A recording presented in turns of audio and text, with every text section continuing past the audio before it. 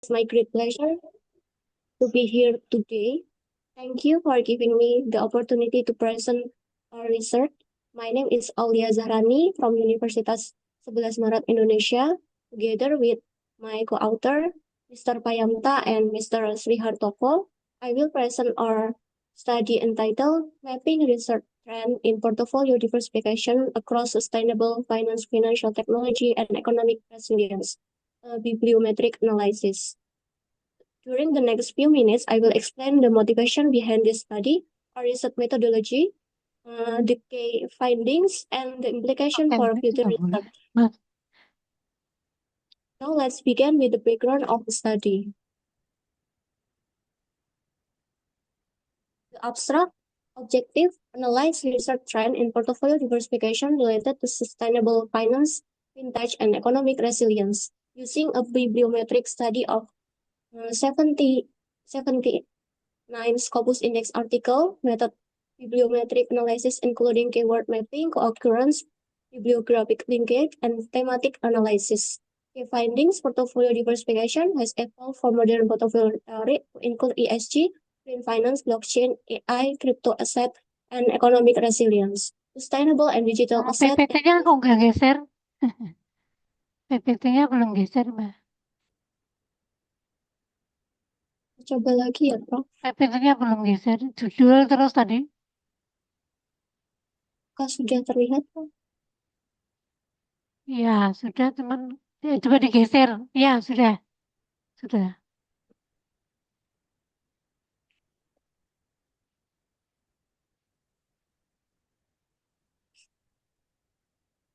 Key findings: portfolio diversification has evolved from modern portfolio theory to include ESG, green finance, blockchain, AI, crypto asset, and economic resilience. Sustainable and digital asset enhance portfolio efficiency through better risk diversification. Research has shifted from risk return optimization to multidimensional risk management, including ESG and systematic risk.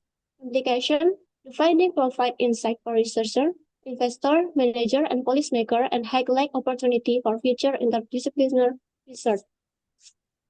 The introduction: portfolio diversification is a key investment strategy to reduce risk while maximizing returns based on modern portfolio theory Markowitz. Recent developments have expanded diversification to include sustainable finance, ESG, financial technology, vintage, and economic resilience. ESG investing improve portfolio stability, while digital asset, cryptocurrency, blockchain, DeFi, and FTS create new diversification opportunity. Artificial intelligence or AI and machine learning enhance portfolio optimization and investment decision making. So diversification across asset classes, sector, and countries strengthen resilience during financial crisis and economic uncertainty. Despite growing research, new study integrates sustainable finance, vintage, and economic resilience into a single framework. This study used a bibliometric analysis to map research trends, identify key themes, and explore future research directions. In the literature review, modern portfolio theory (MPT), developed by Harry Markowitz, diversifies assets to achieve the optimal risk-return trade-off, forms the foundation of modern portfolio management.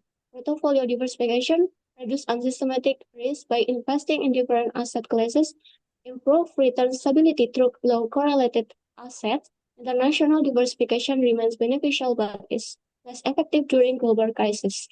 Sustainable finance integrate environmental, social, and governance (ESG) factor into investment decision. ESG investing enhance portfolio stability and reduce from specific risk. Sustainable investment support long-term financial performance. Financial technology include blockchain, cryptocurrency, AI, machine learning, DeFi, and NFTs. Digital asset provide new diversification opportunity due to low correlation with traditional assets. AI improve portfolio optimization and investment decision making. Economic resilience refers to the ability to withstand and recover from economic shock. Diversification across asset classes strengthens financial stability.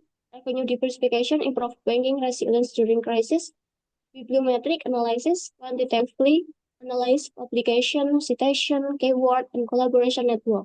Identifies research trend, measure trends, and future research opportunity. Suitable for mapping studies on portfolio diversification, sustainable finance, vintage, and economic resilience. Research method bibliometric analysis using the PRISMA framework to identification, screening, eligibility, and inclusion. Data search, Scopus database, analyze period 2000 until 2026, search keyword, portfolio diversification, modern portfolio theory, or MPT, Markowitz, and contemporary portfolio theory. Screening process, initial search for 400, for 550 for document, filter to 90 for English journal article in business management and accounting and economic and econometric and finance. 79 final selection based on title and abstract relevance. Ya, Result and 3 menit discussion. lagi. 3 menit lagi. On publication, research on portfolio diversification has shown a steady upward trend from 2000 to 2026 despite yearly fluctuation. 2000 until 2008, very limited publication, 0 until 3 per year, mainly focused on modern portfolio. 2009 until 2015, research increased after the global financial crisis with greater attention to risk management, ESG, and sustainable investing. So, 2024 until 2025, peak of 10 publication per year, reflecting strong interest in ESG, AI, vintage, and economic resilience. 2026 lower publication count is likely due to incomplete indexing, not reduced research interest. Journal by country, the United States leads with 28 publication, highlight in strong research in portfolio diversification, ESG, vintage, blockchain, and cryptocurrency. So journal by subject area, business management and accounting and economic and econometric and finance account for 46.2% of all publication. Research mainly focus on portfolio optimization, investment management, risk management, and financial market. Other contributing fields include computer science, decision science, social science, mathematics, psychology, and art and humanities. The involvement of multiple disciplines so that portfolio diversification research has become increasingly interdisciplinary. For a kern of keyword, the most frequently connected keyword are portfolio optimization, portfolio diversification, and diversification. Strong link exists with modern portfolio theory, asset allocation, portfolio management, volatility, efficient frontier, and Sharpe ratio. Emerging themes include cryptocurrency, Bitcoin, alternative asset, and behavioral finance, reflecting the impact of vintage. Keywords such as ESG, sustainability, income diversification, and COVID-19 highlight growing interest in sustainable finance and economic resilience. Conclusion, research on portfolio diversification has grown significantly from 2000 until 2026, peaking in 2024 until 2025. The field is expanding beyond traditional finance by integrating sustainable finance, vintage, and economic resilience. The United States leads publication output, while research is becoming increasingly global. Studies are interdisciplinary, combining finance, business, computer science, social science, mathematics, and psychology. Ya, waktunya habis. Ya. Saya persilakan. Any question? Teman-teman yang lain kalau ada yang bertanya. Jadi dengan bibliometrik ya, artikel bibliometrik. Ya. Any question? Teman yang lain?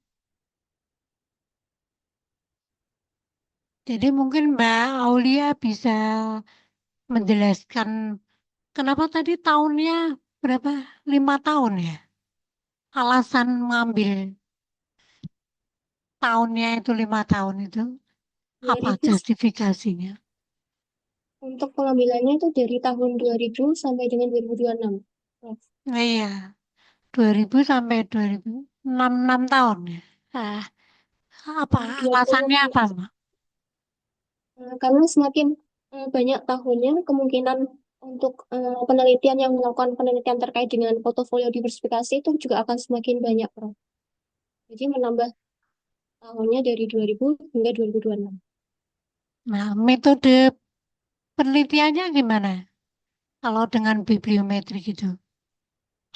Kalau itu menggunakan Prisma, Prof. Jadi mengidentifikasi terlebih dahulu dengan kata kunci yang saya gunakan. Di situ saya menggunakan portfolio optimization, kemudian diversification.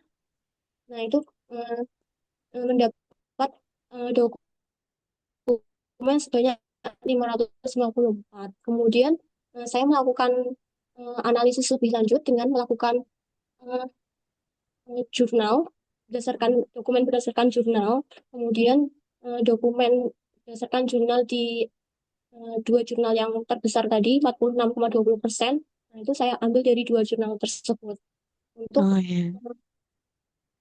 Ya, jadi walaupun bibliometrik tapi tetap ada langkah-langkahnya gitu. Ya. Nah, oke, terima kasih Mbak Aulia. Waktunya sudah habis. Ya. terima kasih Prof. Ada yang lain yang bertanya masih boleh. Kalau nggak ada, kita lanjutkan yang kedua. Ini Stepanus Eri Kusuma dari Sanata Dharma. Baik, Prof. Ya. Oke, mohon izin untuk share.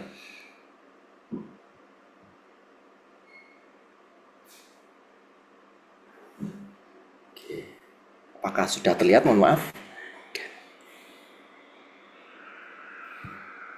Sudah. Ya. Baik. Okay, good afternoon, Professor Rahmawati and also all participants. I want to present my research, flexible lending as an inclusive financial innovation tool to expand credit outreach.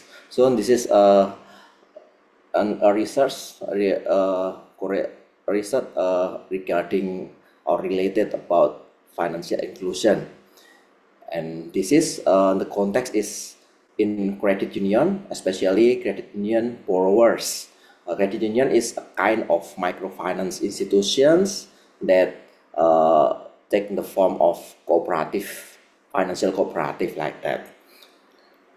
Okay, I want to explain the motivation of the research.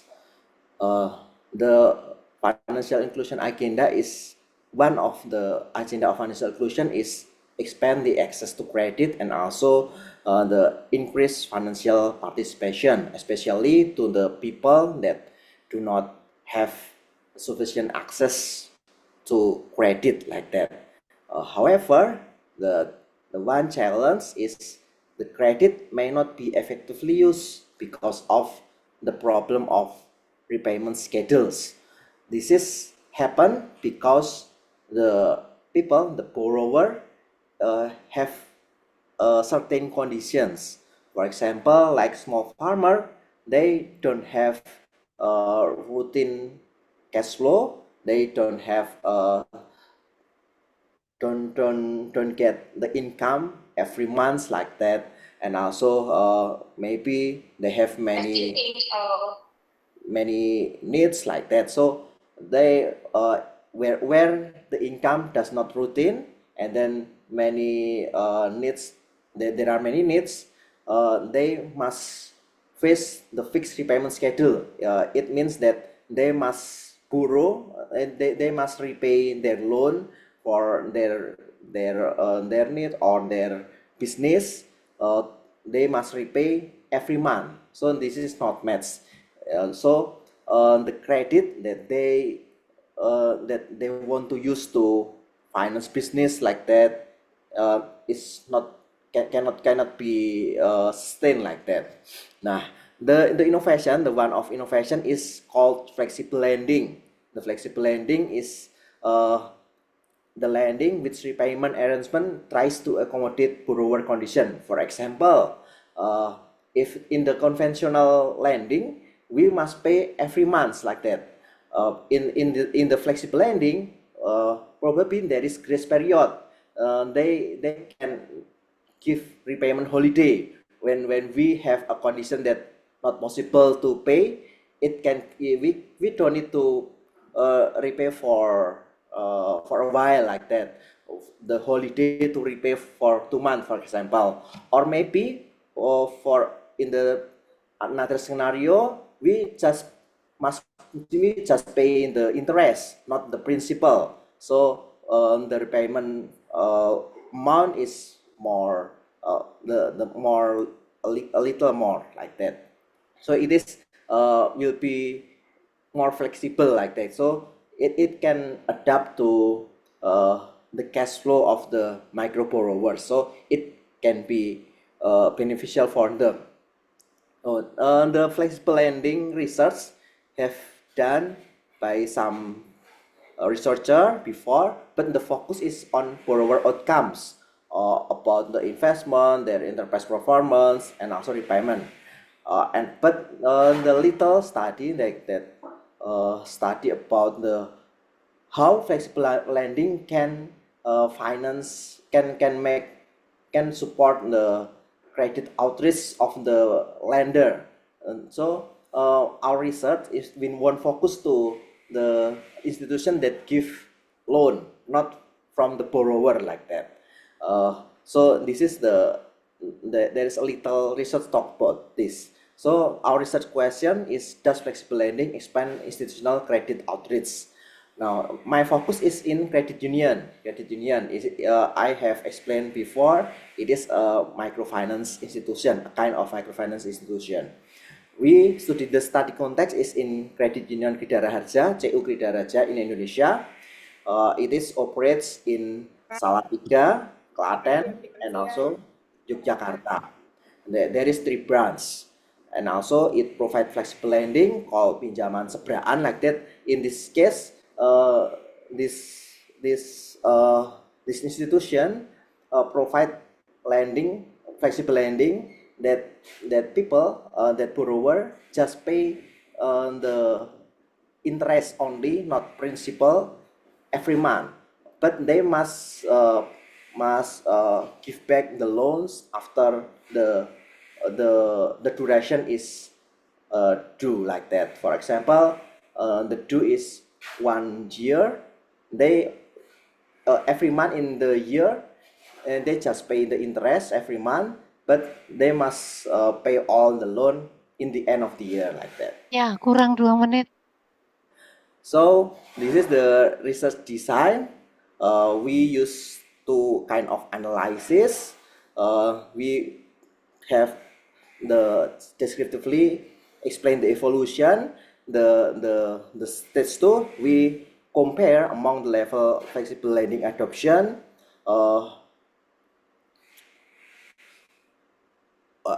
how it effect in outreach like that.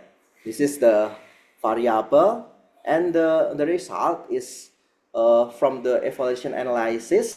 The branch is very have a great outreach, because this is it indicates that because the flexible lending is matched to the characteristic of the borrower in there. The farmer is need the flexible lending in comparison in the other brands that most of them are employees, whether private or public employees. So the flexible lending is more matched to a brand called Wadi Brands. This is the graphics.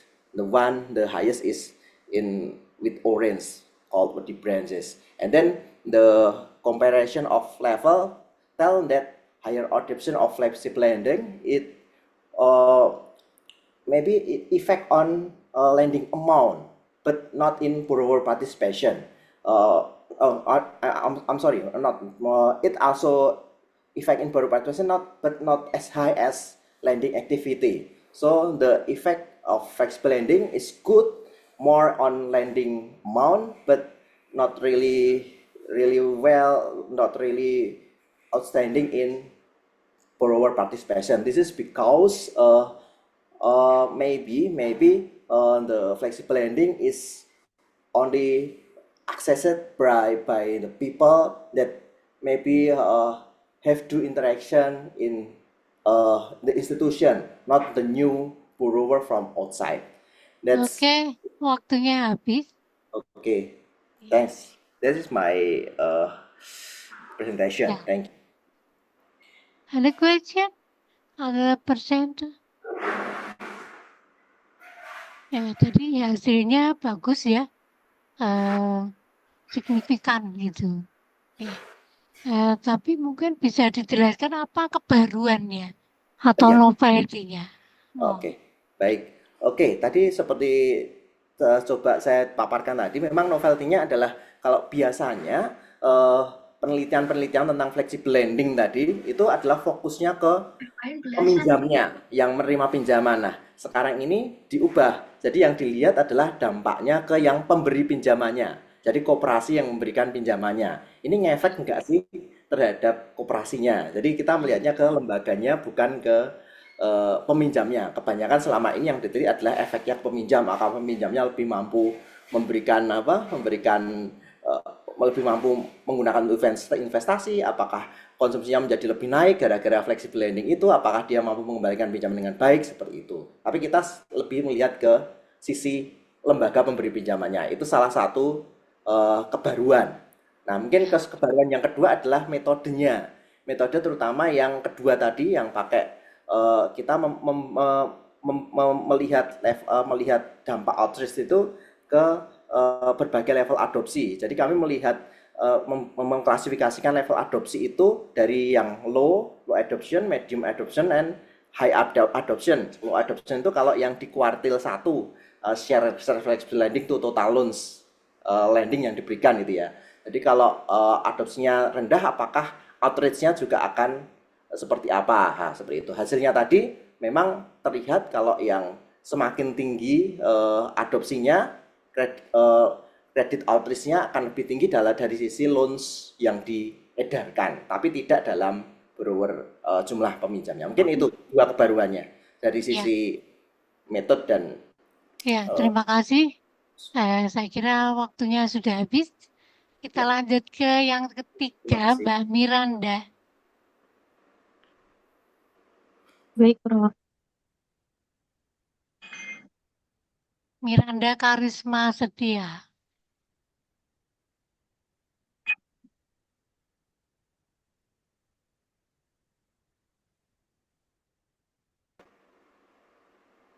Dari Universitas 11 Maret, Prodi Akuntansi ya.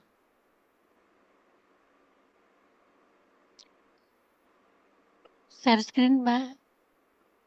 7 menit waktunya ya di menit.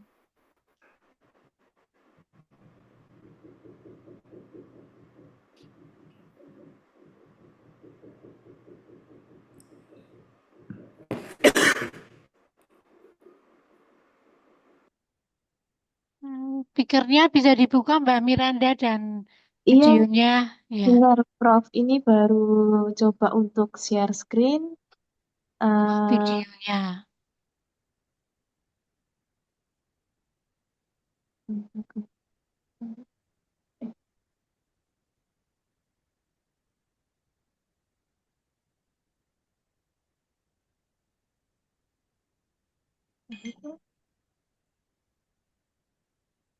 Jadi Sebentar, Prof. Saya belum yang bisa share screen.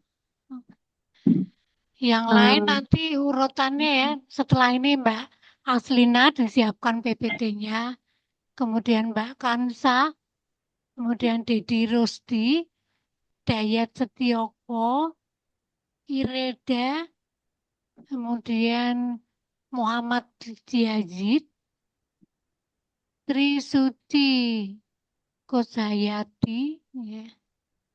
Kemudian Marcelisa, wah, Marcelisa, kemudian Lucky, dan yang terakhir Arkana.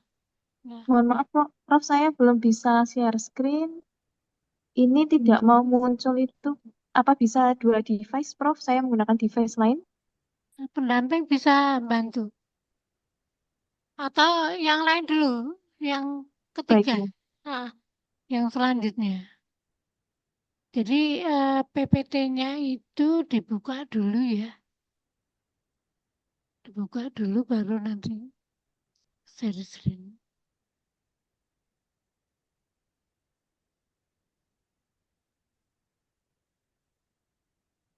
Aslina, silakan Aslina, Mbak Saya, Aslina. Bu.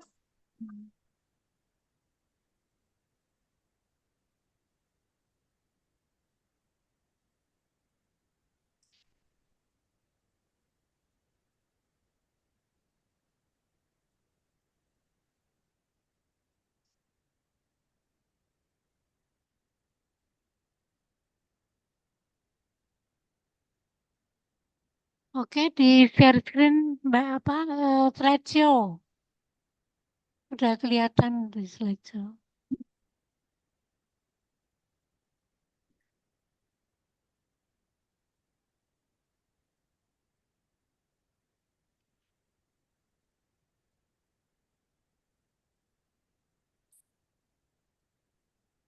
Slideshow, ya.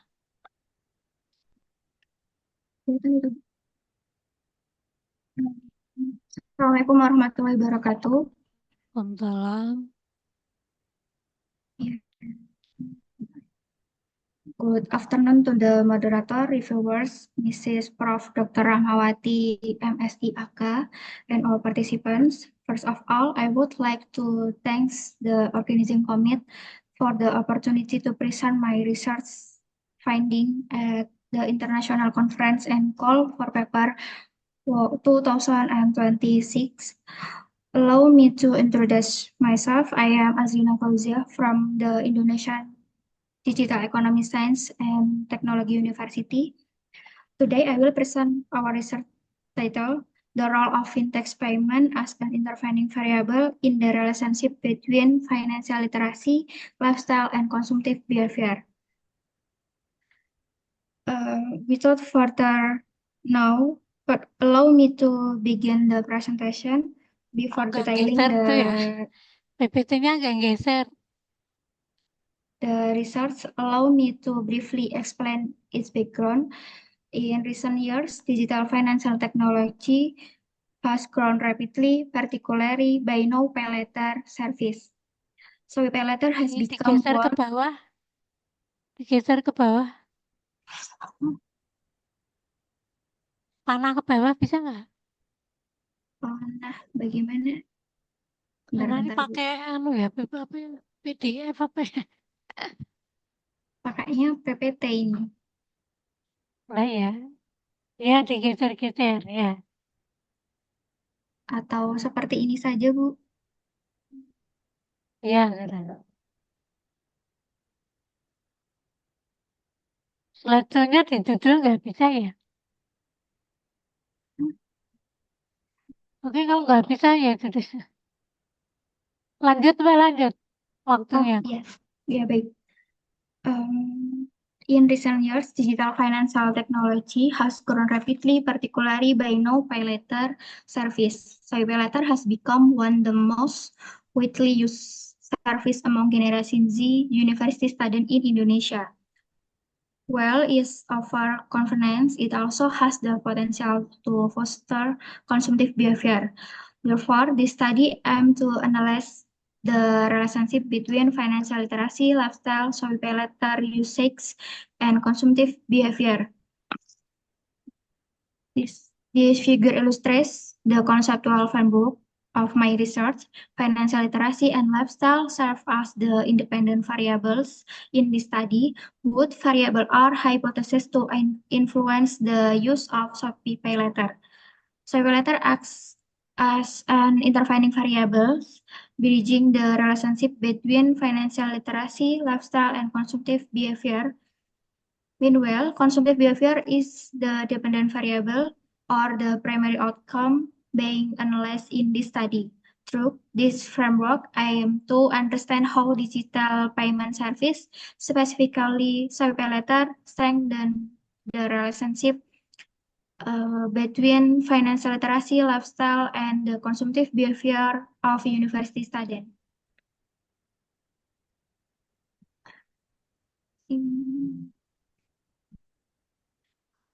After outlining the research framework, I will explain the research method employees. The study utilizes an explanatory quantitative method to examine the causal relationship between the research variable. The study participant consists of 100 Generation Z university students who have used Shopee Pay Later. Purposive sampling was employed to ensure that all respondents meet the study criteria. Data were collected via a questionnaire using a 5-point Likert scale. Before to hypothesis testing, validity and reliability tests were conducted to ensure the quality of the research instrument. Subsequently, the data were analyzed using IBM SPSS version 25 involving classical assumption test, multiple linear regression, and path analysis to examine the mediating role of Soy-P letter. After explaining the research methodology, I will present the finding of this study. The study analyzed the influence of financial literacy and lifestyle on the consumptive behavior of university student with Soy-P letter serving as an intervening variable. The analysis was conducted using data from 100 respondents. Next, I will explain the test result, indicating whether the research hypotheses are supported and describing the nature of the relationship between the variables. The first analysis is the goodness fit test using the F-test. The purpose of this test is to determine whether the regression model employed are valid and capable of explaining the relationship between the research variable. The table shows that model 1 has an F value 92.025, while model 2 has an F value of 281.106.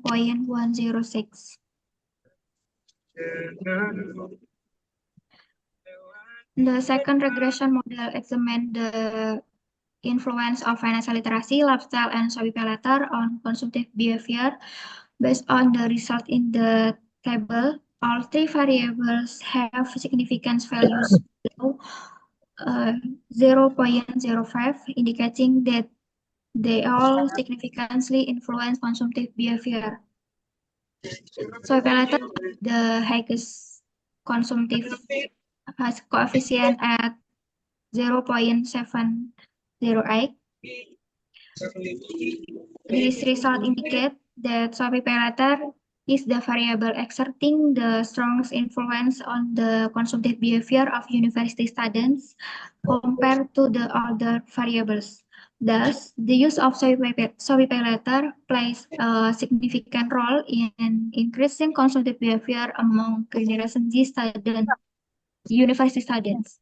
Waktunya habis sudah lebih 17 detik. Ya.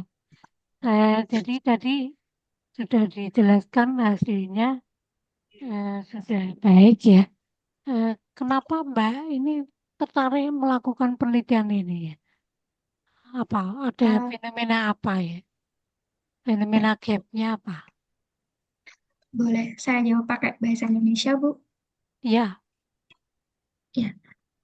Ketertarikan saya dalam penelitian ini karena generasi Z sekarang mahasiswa itu tuh karena tingkat literasinya yang tinggi, jadi paham akan literasi keuangan. Jadinya ketika adanya Soy-P letter ini banyak adanya diskon dan voucher-voucher yang itu menggunakan Soy-P letter. Jadinya mereka itu tergiur untuk beli dulu, bayar nanti. Tapi hal itu juga harus ditunjang dengan apa dengan apa namanya tekad yang harus konsisten. Maksudnya kalau misalkan udah memutuskan untuk menggunakan Soy-P letter, jadi bulan depan harus dibayar. Jadi tingkat literasi keuangan di sini makanya positif karena mempengaruhi daya mereka untuk apa namanya mengendalikan diri dalam menggunakan Soy-P letter. Ya, variabel dependennya apa tadi? Variabel Modelnya dependennya ada tadi itu ini, perilaku ada konsumtif. dependennya apa? Perilaku konsumtif, Bu. Ya, berarti fenomena gapnya berhubungan dengan variabel dependennya ya. Iya. Oke, saya kira cukup waktunya. Kita lanjut ke berikutnya. Baik, terima Mbak kasih. Kansa dari Unisula. Nggih, Prof. Rahmawati izin untuk share Ya, screen nggih. berikutnya saan. Ya, kita stop.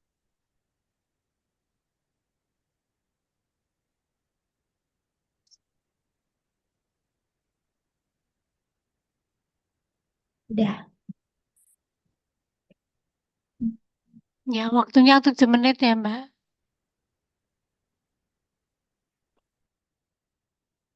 Oke, baik. Thank you, Prof. Rahmawati. Izin to present terkait dengan the title Millennial Muzaki Zakat Compliant, the role of zakat literasi, financial technology, and financial inclusion. Okay, this is ada the gap zakat in Indonesia. Zakat has strategic position in Islamic social finance, function as a religious obligation and an instrument for income redistribution, poverty reduction, and social welfare. Yet in Indonesia, a country with a massive Muslim population, formal zakat collection falls dramatically short it is potential. In this zakat from the potential in Indonesia, 3,027 6 trillion, but the financial literacy from index OJK BPS itu sekitar 16,646% and Islamic inclusion 13,41%. So, research framework and objective. This study examined how zakat literacy and financial technology drive zakat compliant with financial inclusion as intervening variable, filling critical gaps left by prior research that treat this factor in isolation. In zakat literacy, understanding concept, nisab, help, calculation, and obligation. In financial technology, mobile banking, e-wallets, QRIS, digital zakat platform.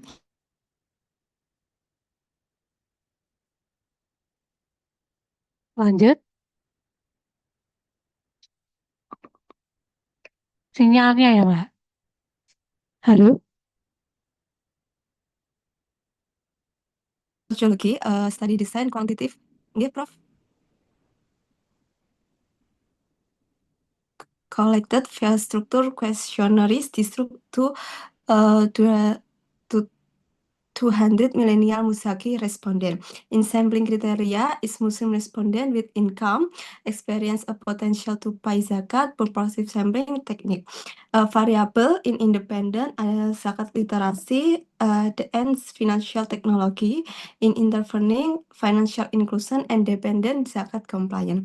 In analysis method menggunakan partialized square stroke equation modeling or PLSM measure on 5 point yaitu Likert scale. Okay, this is a table result for research. Zakat in hypothesis 1, zakat literasi, this coefficient respondent with strong understanding of zakat concept, nisab calculation, and social benefit show high compliant literacy transform zakat from a vague obligation into unconcerned actionable commitment. In hypothesis 2, financial technology, digital channels, mobile banking, e-wallet, and QRIS, and zakat application remove transaction barriers. Musaki no longer need to visit institution in person, making zakat payment faster, more flexible, and more consistent. And hypothesis 3, from this coefficients, zakat literacy encourages people to engage with formal Islamic financial service. Understanding zakat creates an entry point into a more inclusive financial ecosystem. And hypothesis 4, vintage, the large direct coefficient, financial technology expand access without requiring physical office, connecting more people to Islamic financial service. And hypothesis 5, the inclusion from this coefficient, create access to bank account, mobile banking, and digital wallets, enable timely documented zakat payment, building trust and reducing reliance on manual mechanism. Okay, in the mediating or intervening in hypothesis 6 converts into compliant behavior more effectively when accessible trust financial service are available. Knowledge alone is insufficient. Access is the catalyst. And hypothesis 7, from this coefficient, financial technology influence compliance both directly and indirectly through expanded financial access. When fintech is easy, safe, and trust, it drives further inclusion and stronger compliance. The conclusion from all hypotheses accepted, zakat compliance is shaped by a combination of knowledge, technology, and access. In the zakat literacy, build awareness and understanding of zakat as a socio-economic instrument forming the cognitive foundation for compliance. And the financial technology make a zakat participable, fast, and accessibility, reducing technical barriers and encouraging consistency. And the financial inclusion acts as the bridge connecting literacy and technology to real compliant behavior through safe, accessible financial service. Okay, Oke, enough me, Prof. Rahmawati. ya, waktunya pas habis ya. Silakan kalau ada yang bertanya, ini menarik ya tentang zakat. Tadi potensinya kan lumayan banyak ya, cuman kepatuhannya masih kecil gitu.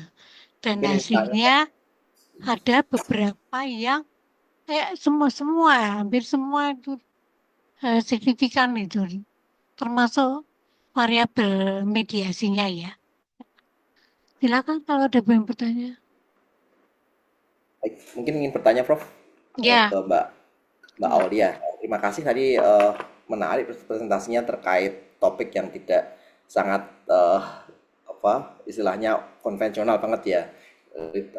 Kalau saya nangkep zakat itu kan perilaku, ada kaitannya sama perilaku berderma ya. Ini mungkin sangat dipengaruhi oleh karakter seseorang, behavior gitu kan. Nah, apakah dia suka berderma apa enggak? Tadi saya lihat salah satu karakter yang sudah masuk di situ adalah literasi zakatnya, pengetahuan tentang zakat gimana. Cuma sebenarnya di perkembangan behavioral economics yang baru-baru ini ada istilahnya social preference sosial. Jadi kecenderungan orang untuk berderma seperti apa itu sebenarnya itu juga menjadi penentu utama orang mau berderma atau enggak, salah satunya bayar zakat apa enggak. Nah, menarik kalau misalkan mungkin tidak harus di penelitian nih ya, mungkin ke depan ini juga perlu digali apakah jangan-jangan ini tidak semata-mata karena pengetahuannya aja dia tahu tentang zakat, tapi juga sebenarnya karakternya dia itu memang orang yang mau berderma, jadi bayar zakatnya lebih banyak, atau justru dia nggak suka bayar zakat, nggak suka berderma, jadinya nggak kurang bayar zakat. Ini sangat berpotensi untuk menentukan, dan dasar teorinya juga mulai berkembang. Nah, itu yang pertama. Terus kemudian mungkin juga bisa dilihat lagi, mungkin kalau ingin explore ke variabel lain, barangkali ada nggak hubungannya antara pemberian zakat itu dengan income seseorang, tingkat pendapatan seseorang. Orang yang lebih tinggi pendapatannya apakah memang cenderung berderma atau enggak. Mungkin ini sekedar ini kira-kira kalau dua variabel itu dimasukkan mungkinan enggak, dan kira-kira bisa menambah barangkali mungkin bisa menjadi penjelas lebih komprehensif, lebih jauh gitu ya. Mungkin seperti itu. Itu saja Prof, terima kasih. Mungkin ya. lebih ke masuk. Mau ditanggapi Mbak dari saran-sarannya tadi? Silakan Mbak Kansa. Baik, terima kasih Pak Stefanus untuk sarannya terkait untuk penambahan variabel behavior zakat ya Pak. Ya. Enggak Pak, mungkin nanti kedepannya bisa saya tambahkan terkait perilaku seseorang untuk berzakat gitu Pak. Ya. Jadi suatu Terima kasih, penelitian Pak itu kan memang Stefanus. tidak Terima kasih bisa Mbak Livi. sempurna ya. Ada keterbatasan dan nanti ada saran untuk penelitian berikutnya. Dan jangan lupa implikasi kebijakan terutama ini penting banget ini ya. Ya. Saya kira cukup waktunya. Prof. Kita lanjut ke Dayat Setioko. Oke, terima kasih Prof. Rahma. Ya. Mas Dayat ada?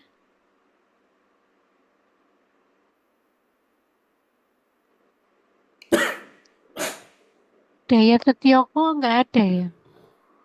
Oke, kita lanjut yang lain. Dayat Setioko nggak masuk. Anajar M. Tahir.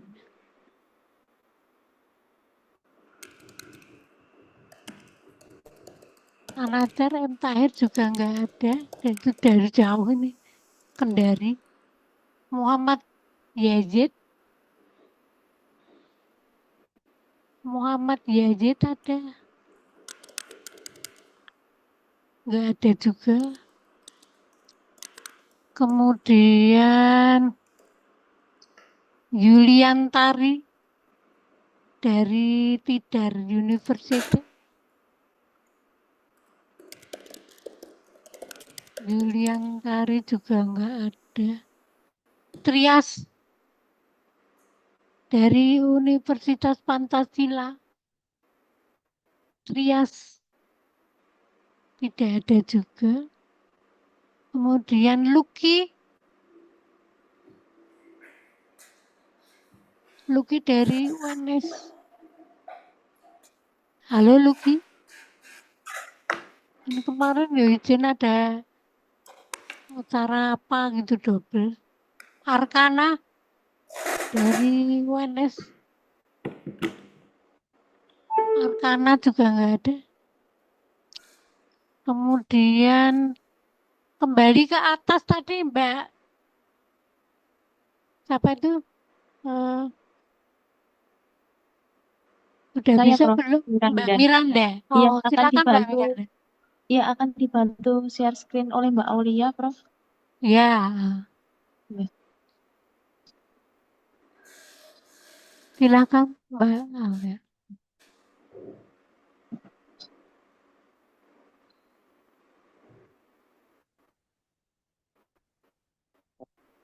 Okay. Good evening, ladies and gentlemen. Participant for the opportunity to present my research and light efficient contracting in accounting research about biometric analysis. My name is Miranda Karisma Setia, and today I will present the objective methodology, finding, and implication of this research. Efficient contracting is one of the most important perspectives within positive accounting theory. This concept explains how accounting information is used to reduce agency conflict, improve monitoring, and increase the efficiency of contractual relationship among managers, shareholders, and creditors. Due to the growing interest in the topic, it is important to understand how research on efficient contracting has developed over time. Research objective: this study aims to analyze publication trend related to efficient contracting, identify the most product journal, analysis author collaboration network, identify country contributing to the research area, and examine research them through keyword analysis. This research used a bibliometric analysis approach. Data were collected from the Scopus database, comparing publication from 2018 to 2029. The keyword used were efficient contracting, positive accounting theory, and contracting theory. The analysis was conducted using FastViewer software. The results show that the number of publications related to efficient contracting has generally increased over the study period. The highest number of publications occurred in recent years, indicating growing academic interest in the topic. This next slide, Mbak Aulia. Yeah, next slide. Okay. The slide presents the journal that contributes most to the publication of efficient contracting research. Several accounting and finance journals consistently publish studies related to contracting theory and corporate governance. Next, the author analysis identification the most product research and their collaboration network. The visualization indicate the research activities are contracted among several key research working in collaboration group. The country analysis showed that the United States is the leading contribution to efficient contracting research. Other significant contributions include the United Kingdom, China, Australia, and Indonesia. Okay, next. Keyword analysis identifies the most frequently discussed topic in the literature. The dominant keywords include corporate governance, earning management, positive accounting theory, efficient contracting, and executive compensation. Next slide. Network visualization. The first view network visualization illustrates the relationship among keywords. Several classes were identifying different research themes come to efficient contracting. The finding indicate that efficient contracting research is strongly associated with corporate governance, managerial incentives, earning management, and executive compensation. This theme remains central in contemporary accounting Indonesia. Research implication. This study provides a comprehensive overview of the development of efficient contracting letter. It can help research identify emerging topic and potential research opportunities. Next slide, Mbak. Next. Sorry, go back. The finding highlight the importance of efficient corporate governance and accounting information in supporting efficient contractual relationship. Organization can use the insight to improve government participation and decision-making process. This study has several limitations. First, the analysis only used the Scopus database. Second, bibliometric analysis focus on publication partner and does not evaluate the detailed content of S article. Ya, waktunya habis ya? Filter, Waktunya waktunya sudah habis, Prof. ya. Oh, Jadi ya, Mbak Miranda ini tadi kan bibliometrik gitu. iya. Mungkin bisa apa ya, angan-angan dari Mbak Miranda itu nanti mau penelitian apa gitu dengan hasil bibliometrik ini. Model penelitiannya bagaimana? Model penelitiannya ya, Jadi, Prof. ya, tentang apa? Tertariknya tentang apa dengan mengetahui hasil dari bibliometrik ini? Oh ya, baik Prof. Izin menggunakan bahasa Indonesia, Prof. Ya, boleh. Oke. Mungkin variabel dependennya dulu. Ya, tertarik apa gitu. Maka Penelitian ini menggunakan model penelitian bibliometrik, yaitu metode analisis kuantitatif terhadap publikasi ilmiah. Tujuan penelitian bukan untuk menguji hubungan sebab akibat antar variabel, melainkan untuk memetakan perkembangan penelitian mengenai efisien contracting berdasarkan publikasi yang terindeks pada Scopus. Hasil penelitian diperoleh melalui analisis tren publikasi, analisis sumber jurnal, analisis penulis, analisis negara, dan analisis kata kunci menggunakan perangkat lunak Fosbury. Iya, ini kan nanti bisa dijadikan bab 2-nya atau untuk Ya, pengembangan hipotesisnya ya. Jadi apa nanti kalau mau apa tuh tesisnya ya paling enggak tesisnya Mbak Miranda itu apa nanti tertariknya variabel dependennya apa? oh ya. Berarti terkait variabel dependennya ya, Prof ya. Ya dengan hasil bibliometrik ini loh ya. Oke.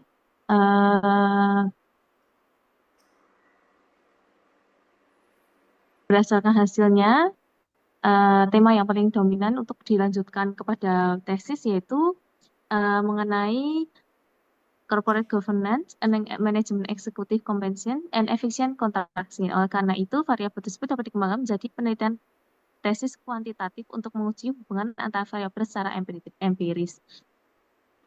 Ya. Jadi tentang TG itu variabel dependennya TG atau gimana? Nanti dihubungkan dengan konsep efisiensi contracting gitu. Gimana, Prof? Mohon maaf.